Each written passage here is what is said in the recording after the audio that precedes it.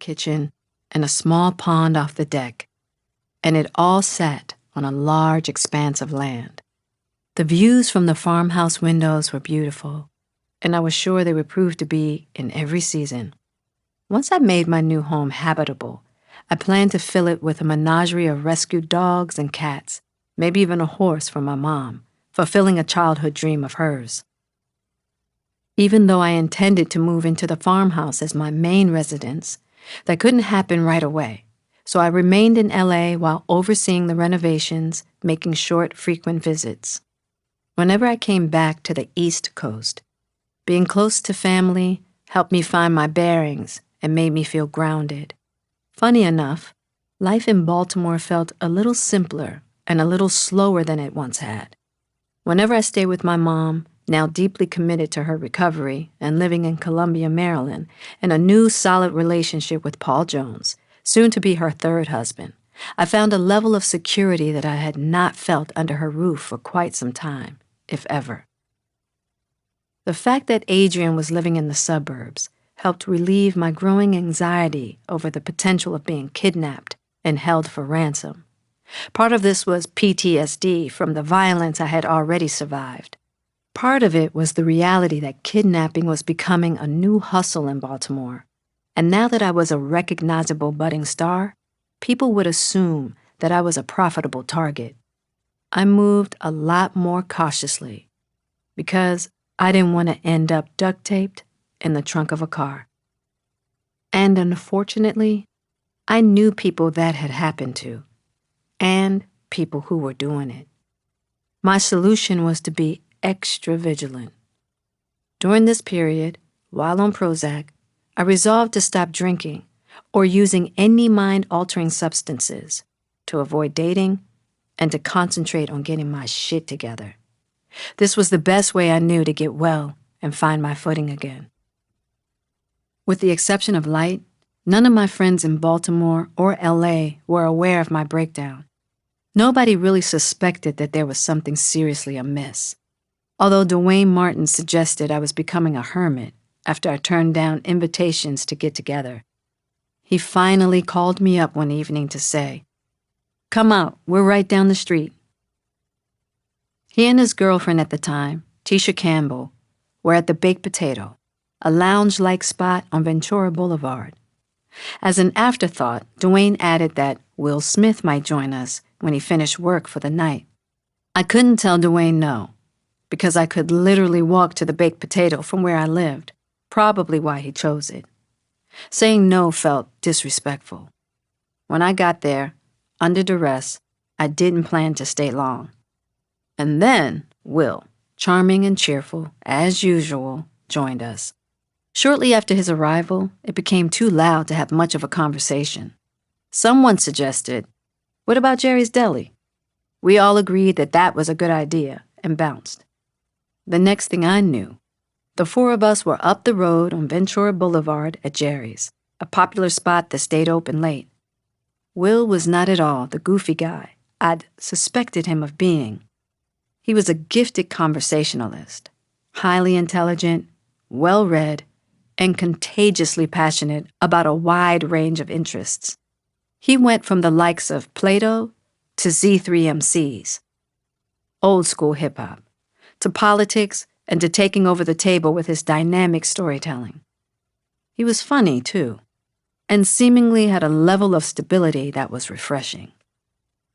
He had an expansive vision, not just for his career, although he made no apologies about his drive to one day be the biggest movie star in the world and to take hold of all that life had to offer.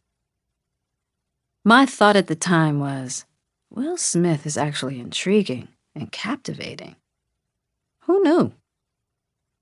A few weeks later, my mobile phone rang during one of my visits to Baltimore, as I was walking along with my mom at a mall in Columbia.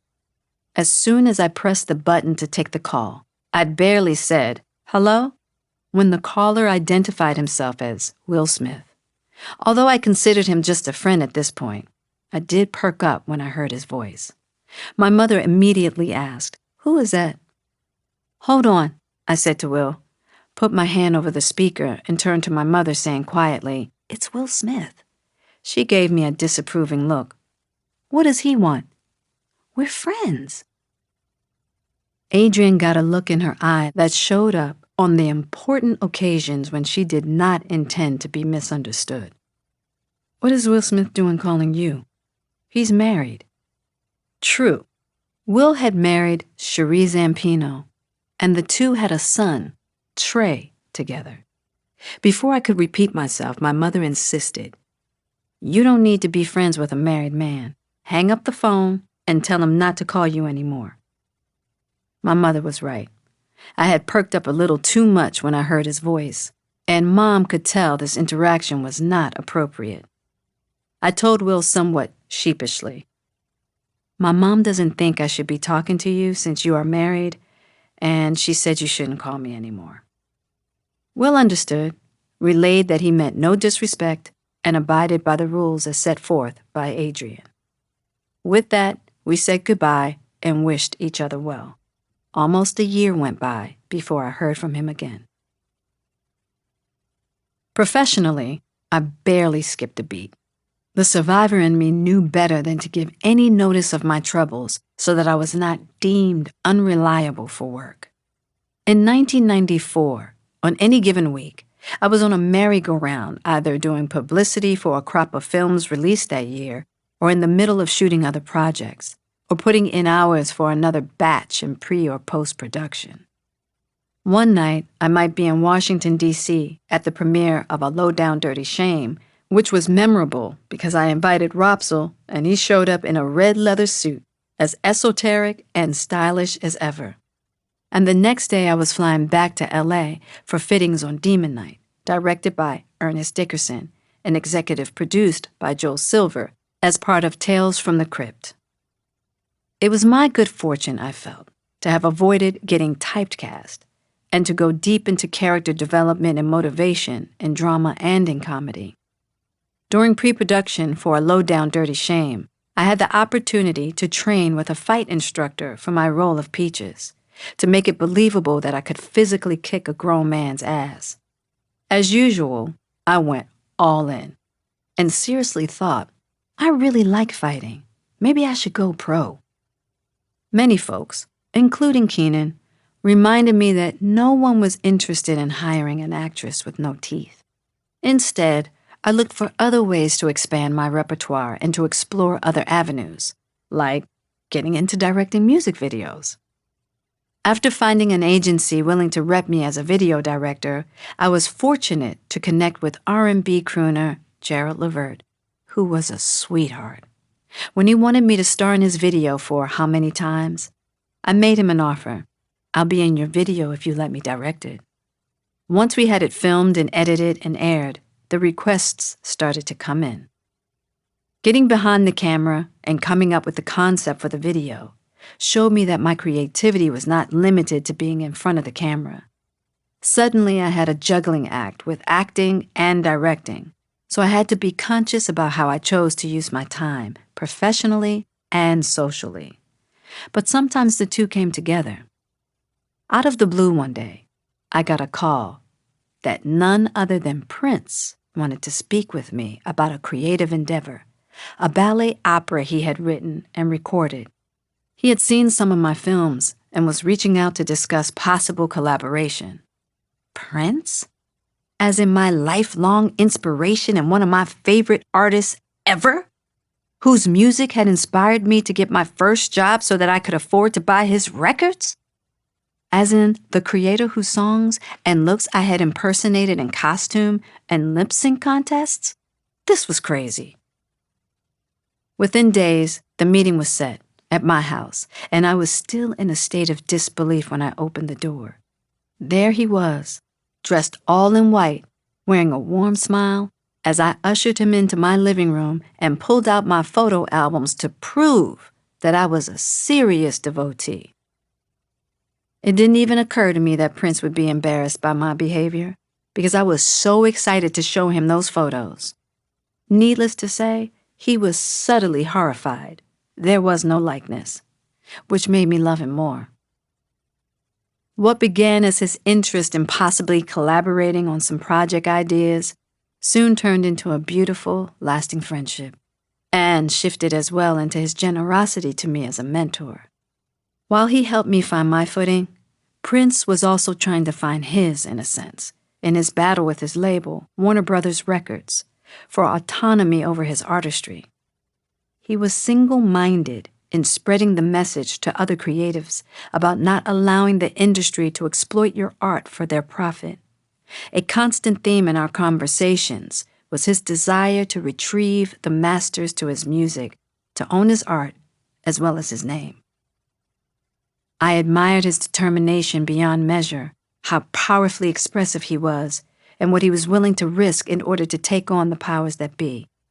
But Prince also loved to have a good time, and had the most potent sense of humor, along with a sprinkle of hood magic, in contrast to his dandy-esque ways.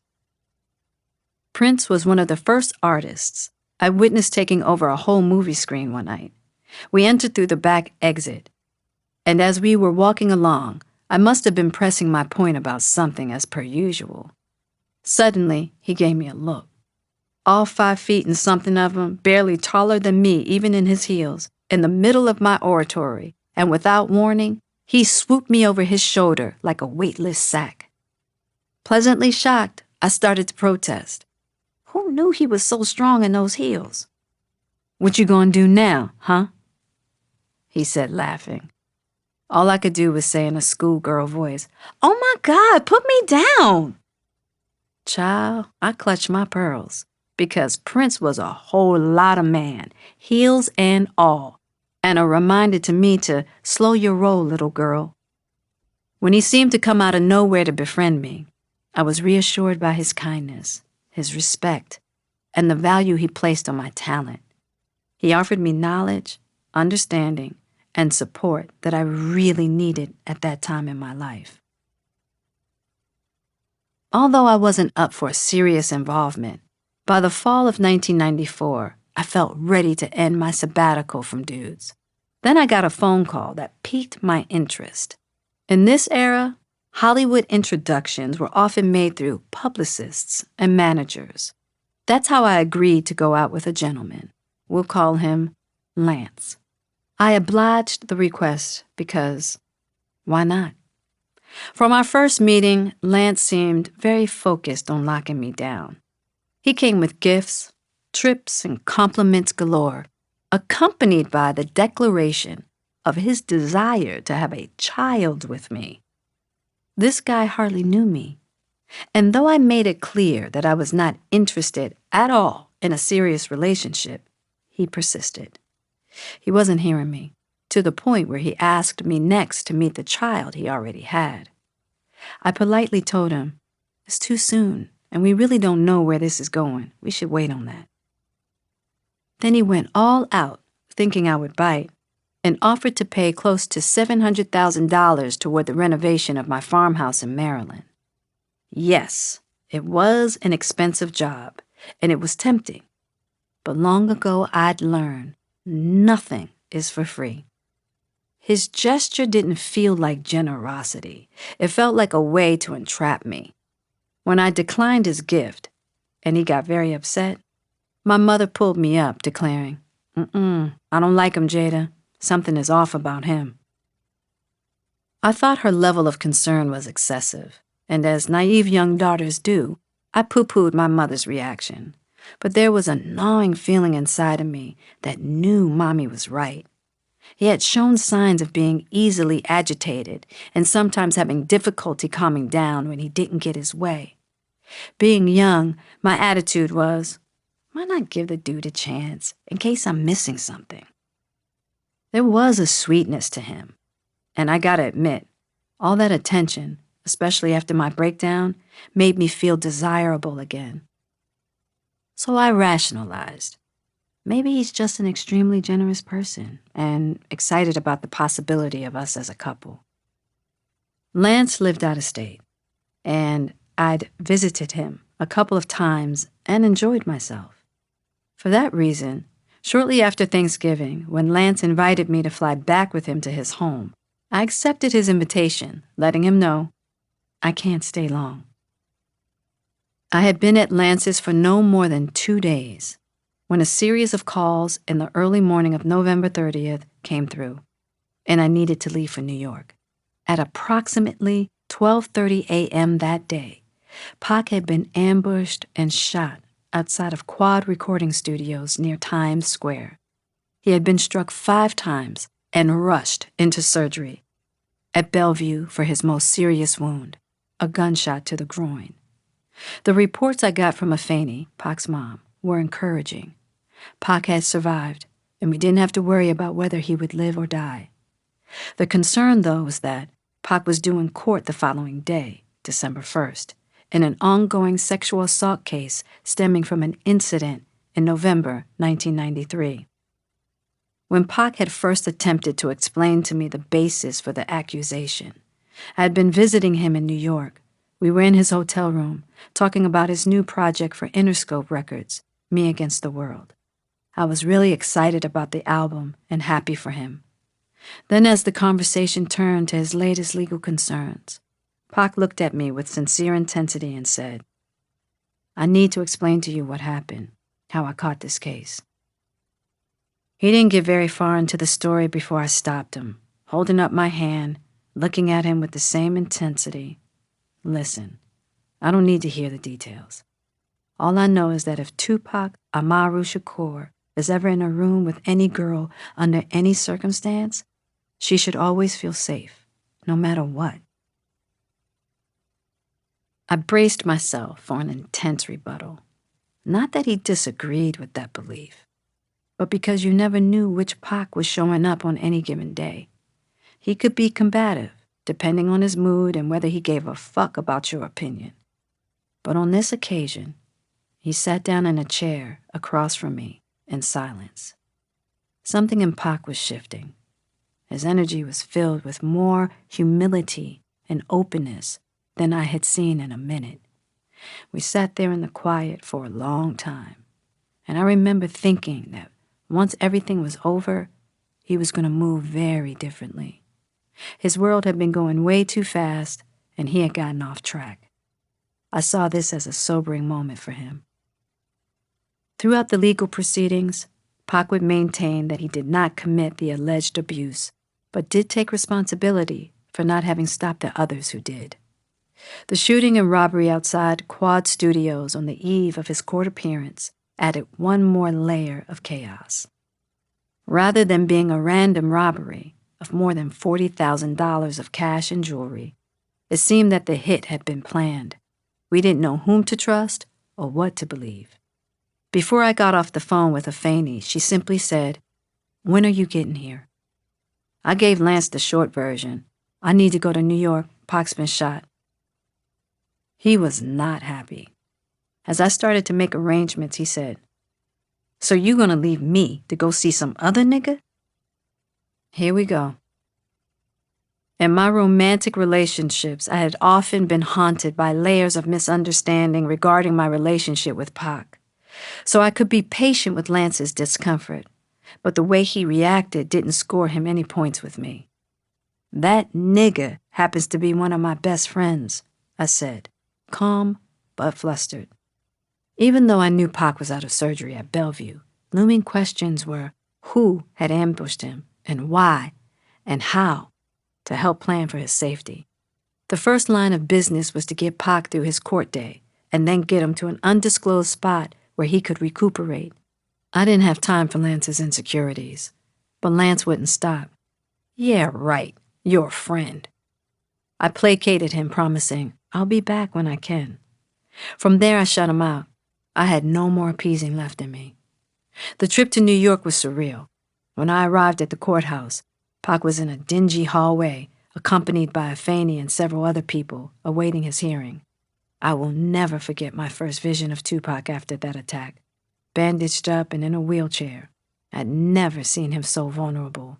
There was nothing I could do or say to make it all better. He was in pain, while dealing with an intense court case on top of a very serious attempt on his life, along with the media circus. All I wanted to do was hug him, and I couldn't. Everything was chaotic. and he was dead certain that somebody was really trying to kill him. The first suggestion was for Pac to come out and stay at my house, but Afeni and I reasoned that if anyone was trying to find him, my place would definitely be a top contender for where to look. Jasmine Guy had flown in once she heard the news. As she and I were tight, she and Pac had become close friends. Afeni and I thought about Jasmine's house as a safe place in L.A. for Pac to recuperate, because very few knew of their friendship. And Jazz, without a doubt, was a stone-cold ride or die. Jazz and I had lunch that day and talked about Pac's situation, but Afeni called her personally to request that Pac stay with her. Without hesitation, Jazz said yes. It was decided I should keep my distance until we knew exactly what was going on. In the courthouse hallway, Pac and I said our goodbyes without knowing when we would see each other again. Everybody had their marching orders. A part of me felt absolutely useless. That hurt. But it was best for now. So I decided to go back to Lance's house. At least I'd be distracted. But distraction was hard to achieve, as I was in constant contact with Jasmine and Pac. I'm sure that gnawed at Lance. A couple of days went by. Nothing major happened, although I received another very important phone call. I just didn't realize its significance at the time. The call was from Spike Lee, who was interested in me for a script of his called Girl 6. Spike jumped on the phone and talked about the project, and he left it with, "I'll send you the script, see what you think, and then we should meet." Even though I didn't think that particular project was right for me, I was excited to be on Spike's radar. Later, when I told Lance about the call, he wasn't interested. The next night, Lance took me and a friend of his to dinner. Everything seemed to be relatively calm and on par. I remember looking out the window on our drive home and paying attention to landmarks that had become familiar by now. Given my new fear of being kidnapped and my need for having an escape plan on deck, I had developed this habit whenever I was in a new environment. We were a mere 3 minutes from Lance's house when, all of a sudden, a minor dispute between us erupted into an explosive reaction from him. His intensity never really felt safe, so as usual, my reaction was to try to stay level-headed. But the calmer I stayed, the angrier and louder he became, and the more his friend in the back tried to intervene, saying, "Hey man, just calm down," in a respectful way. That only threw more gas on Lance's fire. The madder he became, the more I realized this was not going to end well. Besides, this dude was huge, all muscle, and apparently out of control. He had been drinking, and when he slammed his fist on that dashboard, I feared I could be next. My heart thumped, and I instantly scanned the environment outside the car, pinpointing exactly where we were and how far we were from his house. My assessment came just as Lance slammed on the brakes and turned as if to hit me. At that instant, I threw the car door open and jumped out in my flat sandals and skirt and made it across the street, cutting through some backyards to get to the house before he did. I knew he kept his back sliding door open, and I dashed into the house from his backyard, veered into the bedroom, where I quickly grabbed my black Russell sweats and my sneakers, and then raced into the kitchen, where I grabbed the biggest knife he had before running into his child's empty bedroom to hide. As I change into my sweats, I go over my options. It's late. I know no one in the area, and there is no leaving safely. I have to make it till the morning, till I can get on the first plane out of here. Before I can finish tying my sneakers, Lance's voice bellows through the house, and he comes through the sliding back door. "Jada, where the fuck are you?" He continues to yell for me as I realize, fuck. I'm stuck in a small room with only walls around me, no doors or windows, trapped. If he finds me, as huge and amped as he is, I'm done. I have no escape, no advantage, even with a knife. I feel panic rise in me, but instead of going there, I find enough anger inside to move. I make a choice to try to gun it for the front door. The second I step into the hall, Lance comes out of his bedroom at the far end of the hall opposite from me. We are in a standoff. Lance starts to walk swiftly toward me until I draw the huge knife and hold it out in front of me. Don't come any closer. My voice is low and full of fear, yet I'm determined to protect myself by any means necessary. I swear to God. Lance stops in his tracks. But then, in a sweet fucking Jekyll and Hyde way, offers a line I have heard only in movies. You think I would hurt you? My heart drops. I know neither of us is going to get out of this one unscathed. He begins to creep toward me, as if to persuade me that I'm safe, which I know is not the case. Just then, thank goodness, Lance's friend comes into the house through the front door and right away tries to de-escalate the confrontation. His friend calms everything down enough for Lance to apologize for how far everything has gone. Thinking fast, I respond by playing along, accepting his apology and agreeing. Of course, I understand.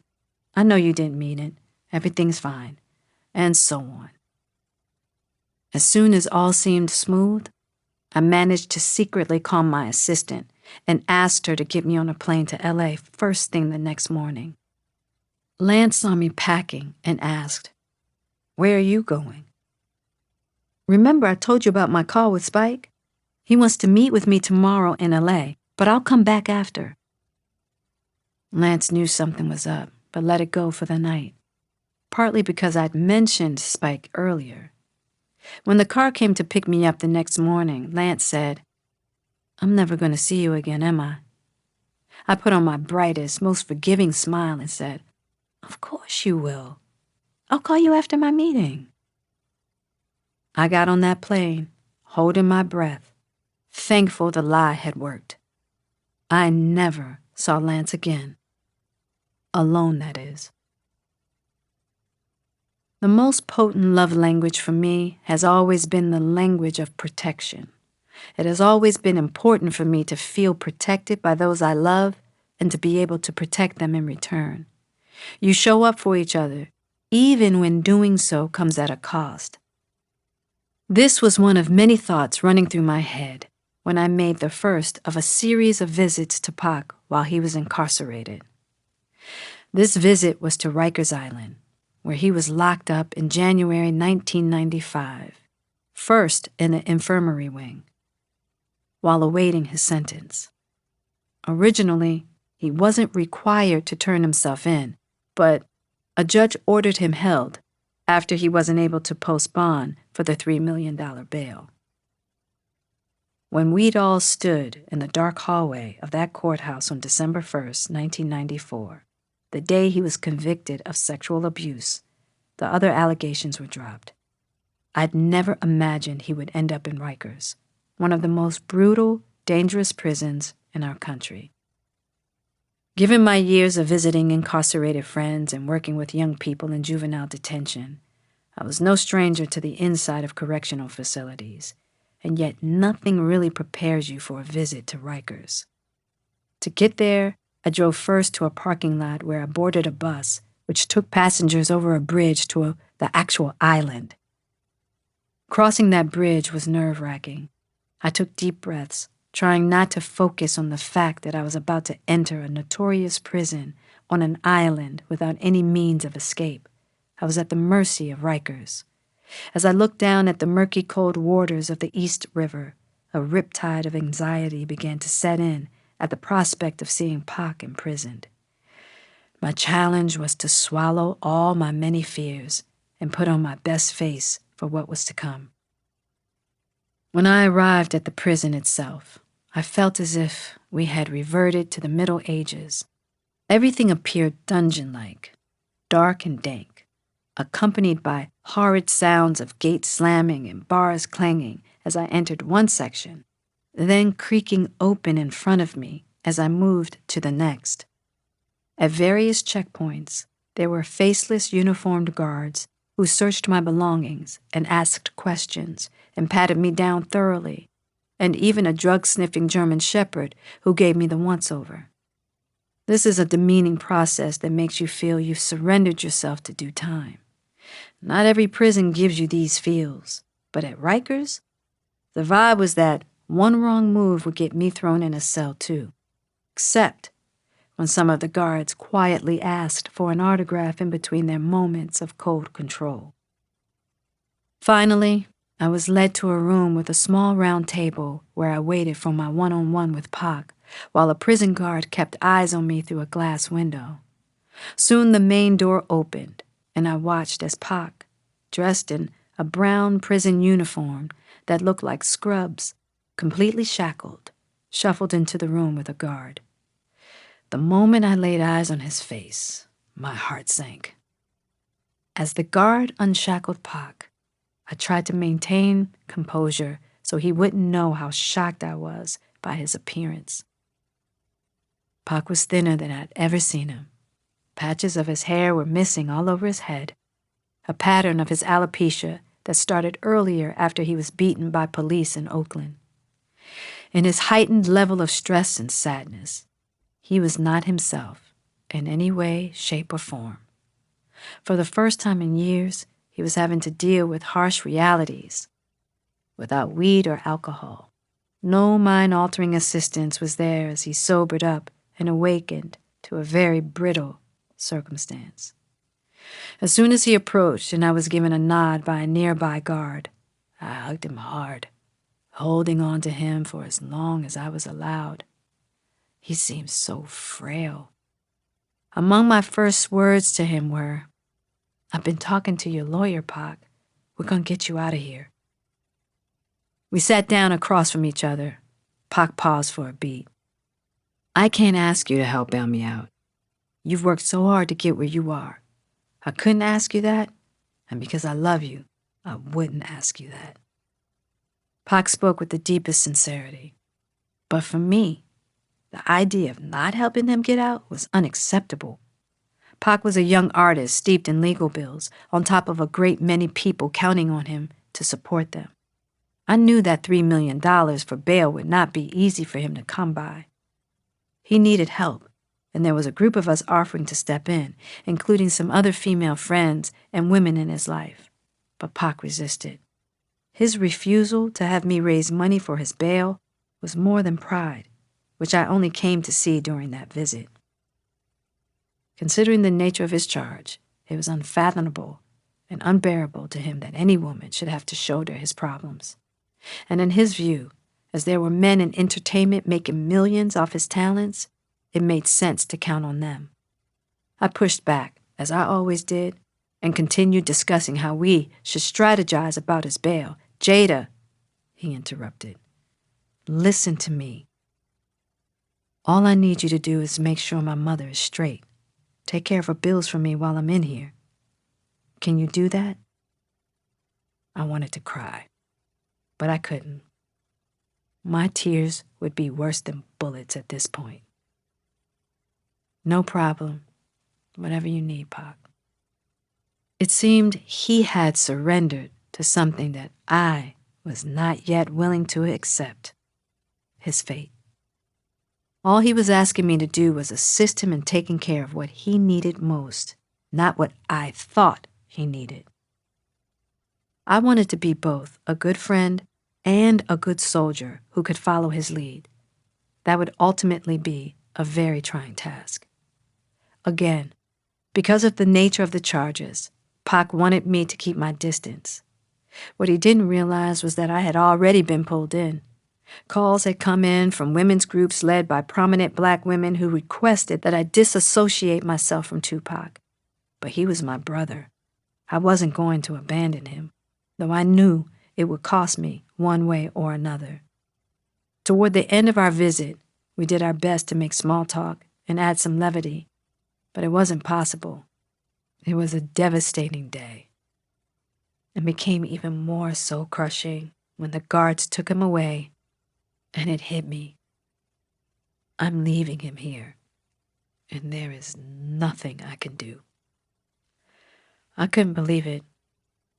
As I crossed that bridge in that stupid bus, a tidal wave of guilt came rushing in with the thought, what kind of friend am I that I get to go home and he doesn't?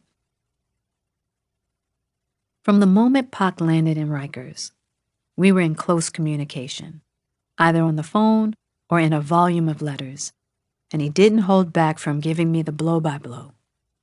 One of the very first letters, written at 2 a.m., described how he spent his days trying to drain out the shouts of power of the guards and attempting to ignore the diabolical laughs of hollow men happy to be incarcerated. He compared himself to a bird without wings, unable to fly to freedom, and to a fish far from the sea, unable to breathe. I would do my best to be home at certain hours to receive his phone calls. My schedule was hectic, but we figured out how to talk often. We were still holding out hope that his appeal would land him a reprieve and he wouldn't have to serve out his sentence. He was looking at anywhere from 2 years to 7. The legal bills were mounting, and a couple of times I took care of some of them to keep the ship moving. Thankfully, he didn't protest, but I treaded lightly. Then I received a letter from Pac, dated February 2nd/3rd, that took me by complete surprise. It was addressed to J.K. Shakur, as in Jada Corinne, with Pac's last name. I opened the envelope and read through the letter slowly. Pac began by saying that he realized we had not been romantic in the past, but that he was at a place where he believed the two of us were meant to be husband and wife. He wrote to say that when he was in struggle, others claimed to love him, but only you loved me. Then when he blew up, everybody swore they loved me, but in his view, only I did. And he continued, now as I have slipped from grace and the world has turned against me, a few claim to have love for me, but once again you show me your love. After deep reflection and spiritual awakening, I've come to realize the friend, lover, and soulmate was there all the time. I've not seen or felt from anywhere or anyone the intensity and loyalty that you have shown me. That was why, he concluded, I want to commit myself to you. That was why, he repeated, I want to marry you. The last thing I ever expected was a formal marriage proposal from Tupac. He asked me to answer as soon as possible because his entire existence depended on me saying yes. Pac had a way with words that could paint the most idyllic picture of his heart. I knew we had deep love for each other, but not in a husband and wife sense. I was so torn. I knew what this was. He needed solid footing. I had been that for him through so much, but what he really needed was someone to do time with him. And I had planned on doing so, as a friend, as a loving, devoted, ride-or-die friend. But as his wife? Pac called my mother and formally asked for my hand in marriage. Pac had his old-fashioned ways, especially when it came to certain traditional values. He believed in family and loyalty, and he loved children. I had never dreamed of getting married. In fact, I had no intention of ever doing so, to anyone. Even so, one thing I knew about Pac was that he would eventually be married and a devoted father. Mommy loved Pac too, but she did not think that we should get married. She told Pac that if this was something we really wanted, we should wait to see how things panned out with his case before we made any kind of commitment. When I talked to Afeni about Pac's marriage proposal, she was very diplomatic. I want you guys to do what makes you happy. Everyone was a bit shocked by this turn of events, but none of them had seen Pac at Rikers. I had, and I knew what Pac was feeling. Still, I couldn't let go of the strong sense that the two of us as husband and wife would be a recipe for disaster. In my uncertainty, I played with the possibility. That is, until I asked Pac. "Do you expect me to come there for conjugal visits?" His answer was yes. This was when reality hit hard. Pac was expecting me to be not just a psychological wife, but a physical wife. I couldn't do it. It took some difficult conversations, but eventually, Pac and I got to a place of acceptance. Here is what I knew. Pac wanted me as a wife to get him through his jail sentence, but not for a lifetime. He didn't know that then, not while he was behind bars, but I promise you, once he got out of jail, he was glad he didn't marry me. On February 8th, Pac was sentenced in court to serve from 18 months to 4.5 years. The New York Times reported that he tearfully apologized to his victim while protesting that he was not guilty of the crime. A short time later, around Valentine's Day, 1995, Pac was transferred upstate to the maximum security penitentiary in Dannemora, New York. None of us could believe it. In Tupac's words, Dannemora was where they send you if you were to kill somebody or if you blew up the World Trade Center. 2 years earlier, in fact, terrorists had attempted to blow up the World Trade Center, only to come back to finish the job in 2001. Where did they put those terrorists? Dannemora. That's where Pac was. On that same Valentine's Day of Pac's sentencing, the other big news, at least in the entertainment world, was that divorce papers had been filed in the dissolution of the marriage of Will Smith and his wife Cherie. Before the week was out, my phone rang while I was over at my Aunt Karen's house. A seduction began the moment I answered the phone. It was Will, cheerful, smiling audibly as he asked, "What's up? Where are you?" "Baltimore," I told him, smiling audibly in return. I told him about the farmhouse I bought and I was renovating. He didn't waste much more chit-chat before asking, "You seeing anybody?" I paused. What else was there to say but, no? "Good," Will said. "You seeing me now." Oh, I thought, that's a bold approach. And nobody had ever stepped to me like that. My reaction was a schoolgirl laugh. Bold done right is sexy. "Hit me up when you get back to L.A. "All right," I said defenseless. And I bit, hook, line, and sinker.